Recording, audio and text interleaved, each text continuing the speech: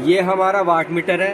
अब हम इसको क्या करेंगे, जो हमारी 3 फेज इंडक्शन मोटर है उसमें इसको लगाएंगे। ठीक है, तो उसको लगाने के लिए सबसे पहली चीज़ का आपको ध्यान रखना है कि जो हमारा ये वाट मीटर है ये आपका 3 फेज के लिए डिज़ाइन होना चाहिए। अगर 3 फेज के लिए डिज़ाइन नहीं है तो आप इसका इस्तेमाल नहीं कर सकते। ठीक है, अगर आपका 3 फेज के लिए डिज़ाइन है तो बहुत अच्छी बात है।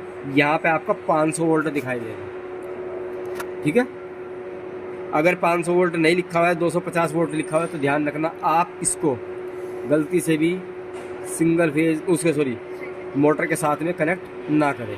ठीक है, मैंने अभी देखा है कि हमारा जो है वाट मीटर जो है 500 वोल्ट का है। ठीक है, अब मैं क्या करूँगा, इसका कनेक्शन करूँगा। सबसे पहले कनेक्शन नॉर्मल होते हैं। क्या, इसमें 2 कोयल होती है, एक सीसी और एक पीसी। ठीक है, एक करंट कोयल होती है जो करंट को मेज़र करती है, एक प्रेशर कोयल होती है जो वोल्टेज को मेज़र करती है। ठीक है, तो करंट कोयल में आप ध्यान रखिए, एमीटर सब जानते हैं सीरीज में लगता है, तो यानी कि एमीटर के अंदर फेज जाता है और फेज ही बाहर निकलता है।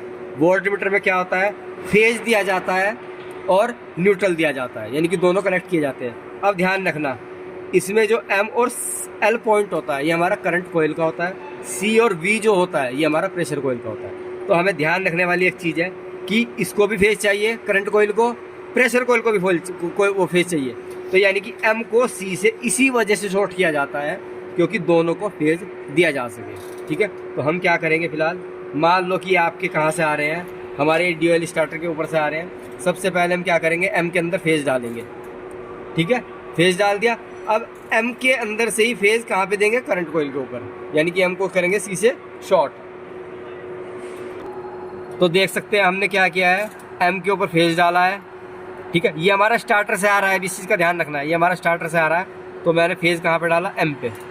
ठीक, करंट सीरीज में फ्लो होती है। ठीक है, तो यानी कि जो रेड फेज आपने डाला है तो जो मोटर की आउटपुट है वो आप एल से कनेक्ट करोगे, पर कैसे करोगे, रेड वाले से ही करनी है।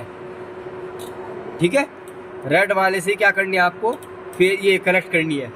ठीक, उसके बाद में नॉर्मल सी बात है, यहाँ पे आपने रेड फेज पहुँचा दिया, इस वाले पे आप क्या दोगे, दूसरा फेज दोगे। दूसरा फेज आप कोई सा भी दे सकते हो। ठीक है, तो मैंने क्या किया, ग्रीन वाले वायर को मोटर पे सप्लाई देने के लिए डायरेक्ट जोड़ लिया और ब्लू वाले को भी डायरेक्ट जोड़ लिया। ठीक है, इस तरीके से हमारे कनेक्शन होंगे। ठीक है, मैंने सिर्फ क्या किया, करंट को क्या करना है, इसे मीटर को चलाने के लिए मुझे दूसरा फेज चाहिएगा, तो दूसरा फेज में क्या करूँगा, यहाँ से खोल करके भाई, या तो येलो वाला चाहे ब्लू वाला, वो आपके ऊपर डिपेंड करता है आप कौन सा कनेक्ट करोगे। मैंने फिलहाल आपको जो येलो वाला, यानी कि जो ग्रीन कलर का मेरे पास वायर है, मैंने आपको वो वाला यहाँ पर लगा करके दिखा दिया है। ठीक है, और रेड फेज किस तरीके से जाएगा, ये यहाँ पे जाएगा और ये यहाँ से बाहर निकल जाएगा, और ब्लू आपका जो का त्यों आगे जाता रहेगा।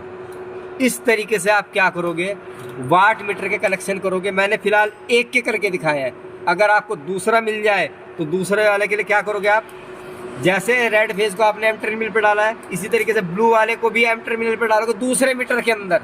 ठीक है, और जो एल पॉइंट होगा दूसरे मीटर का, उससे आप क्या करोगे, इस वाले जो ब्लू कलर का वायर है, क्योंकि ये आपने दूसरे वाट मीटर के एम में डालना है, और ये आप एल से कनेक्ट करोगे। ठीक है, एम को सी से शॉर्ट कर दोगे तो ब्लू कलर का ही फेज कहाँ पहुँच जाएगा, यहाँ पे पहुँच जाएगा।